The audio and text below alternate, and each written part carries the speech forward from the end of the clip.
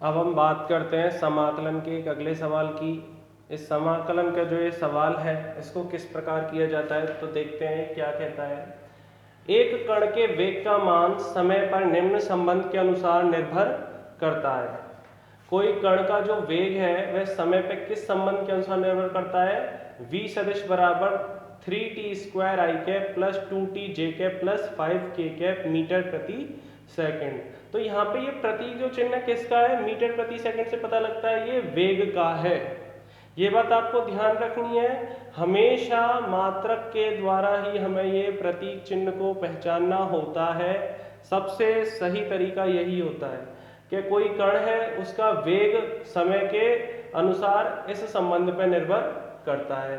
यदि t बराबर 0 पे कण मूल बिंदु पर था तो कण जब मूल बिंदु पे होता है तो t बराबर 2 सेकंड पर उसकी स्थिति को ज्ञात करना है। यानी इस प्रश्न में आपको क्या दिया हुआ है? एक कण का वेग दिया गया है समय के पदों में। अब हमें क्या करना है कि t बराबर 2 सेकंड पे उस कण की स्थिति के बारे में हमें बताना है।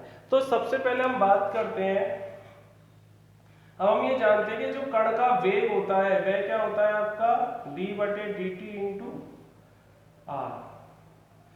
यानी किसी स्थिति का जब हम समय के सापेक्ष अवकलन करते हैं तो हमें क्या मिलता है? वेग। लेकिन हमें यहाँ वेग दिया हुआ है और हमें स्थिति तक पहुंचना है तो क्या होगा?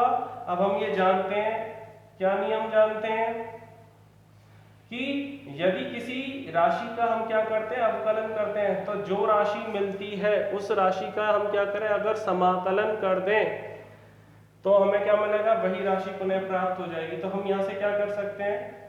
तो यदि मुझे r निकालना है तो r बराबर क्या हो जाएगा? समाकलन v dt।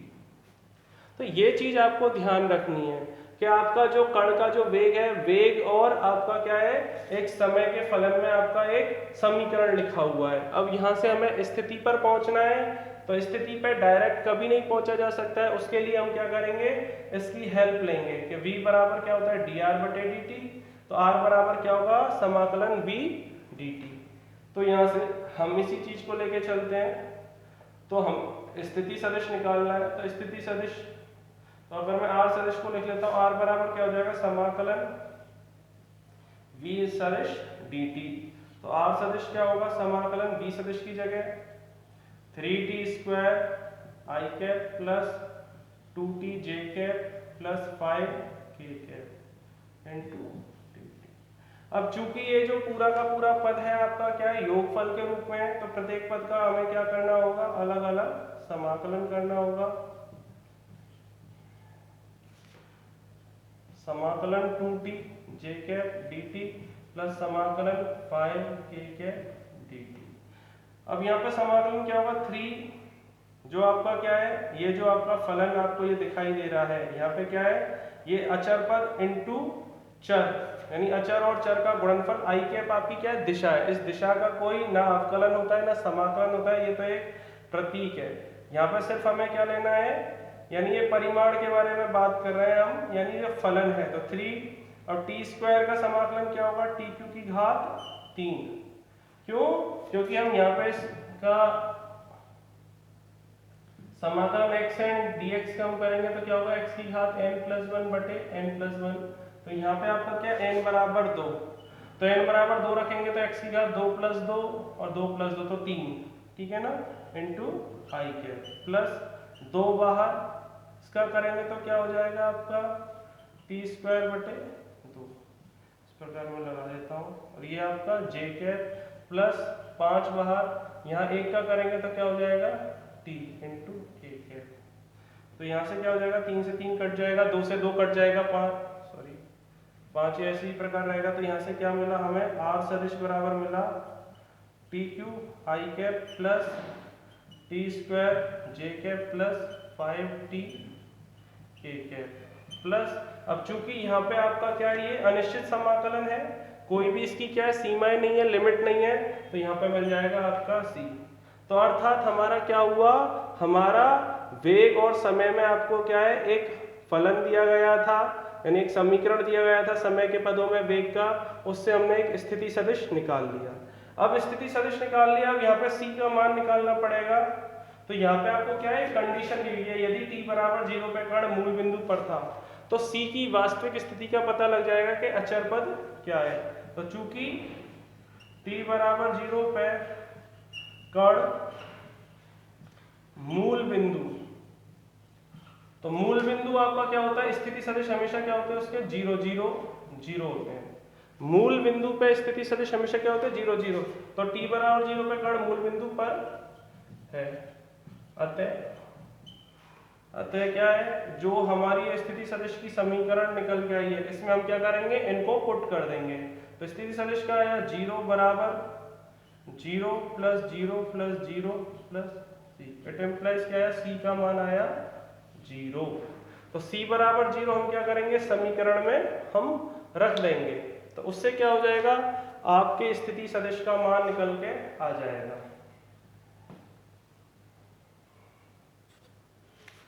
तो यहां से हम रखेंगे, तो अतः आपका स्थिति सदिश क्या हुआ था, स्थिति सदिश r बराबर क्या हो जाएगा आपका T Q I cap plus T square J cap plus 5t के कैप। तो अतः ये आपका क्या हुआ, एक स्थिति सदिश का मान हमें प्राप्त हुआ है। ठीक है, आप दोबारा से इसको सुने, हमें आपका क्या दिया हुआ है, एक t के यानी समय के रूप में एक फलन दिया गया है, वह एक वेग के समीकरण के बारे में बताता है। तो हमने क्या किया, इसका स्थिति सदिश निकाल लिया, इसका स्थिति सदिश ये निकल के आया प्लस c।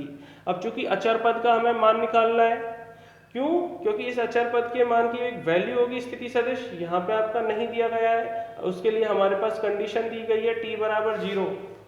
यदि t बराबर 0 पर कण मूल बिंदु पर था तो उस स्थिति सदिश को हमने रखा, जब मूल बिंदु पे था तो आपका क्या होगा, इस मूल बिंदु का आपका जो मान होगा 0 हो जाएगा स्थिति सदिश का, t बराबर 0 रखा तो c के मान निकल के आएगा।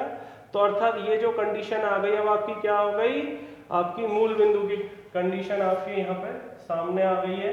अब हम क्या करेंगे, t बराबर 2 सेकंड पे उसकी स्थिति, अतः t बराबर 2 सेकंड पर कण की स्थिति, तो ये जो समीकरण आई है कण की वास्तविक स्थिति है। अब ये कण की वास्तविक स्थिति है कि कण हमारा कहाँ स्थित है, ये कण की सिचुएशन थी, उसके अनुसार हमारी ये कण की वास्तविक स्थिति आ गई। अब t बराबर 2 सेकंड पे कण की स्थिति, तो हम यहाँ पे रखेंगे, तो r सदिश बराबर क्या हो जाएगा, 2q आई कैप प्लस 2 स्क्वायर जे कैप प्लस 5 × 2 k कैप, अर्थात r सदिश बराबर क्या हुआ, 8 आई कैप प्लस 4 जे कैप प्लस 10 k कैप। अतः t बराबर 2 सेकंड पे जो कण की स्थिति है वह क्या होगी, 8 आई कैप प्लस 4 जे कैप प्लस 10 k कैप के स्थान पर होगी। यही हमारा उत्तर होगा। इसी प्रकार से इन सवालों को हल किया जाता है। थोड़ा सा सवाल आपको करने में फर्स्ट टाइम जब देखेंगे तो थोड़ा सा मुश्किल लगेगा। जिन बच्चों ने 12वीं में मैथ ले रखा है उनको तो ये बहुत सरल लगेगा, या जो पढ़ेंगे आगे में उनको सरल लगेगा, लेकिन बायोलॉजी वाले जो स्टूडेंट्स जिनका कभी समाकलन से कोई लेना देना नहीं रहा है, या 11th में जो पढ़ के आए हैं लेकिन हाँ ठीक है उन्होंने छोड़ दिया है, तो उस चीज़ को वो ध्यान से देखें। आपको हमेशा ध्यान रखना है, क्योंकि फिजिक्स में इस प्रकार की चीज़ों का समावेश है, वहाँ पे हमें क्या होता है, अचर पद का मान निकालना पड़ता है। जो ये आपका नियतांक है, समाकलन नियतांक का मान निकालना पड़ता है। समाकलन नियतांक के मान निकालने के लिए आपको एक कंडीशन दी हुई होती है, उस कंडीशन को क्या करेंगे, उस स्थिति में रख देते हैं जो आपको वहाँ पे सिचुएशन दी गई है।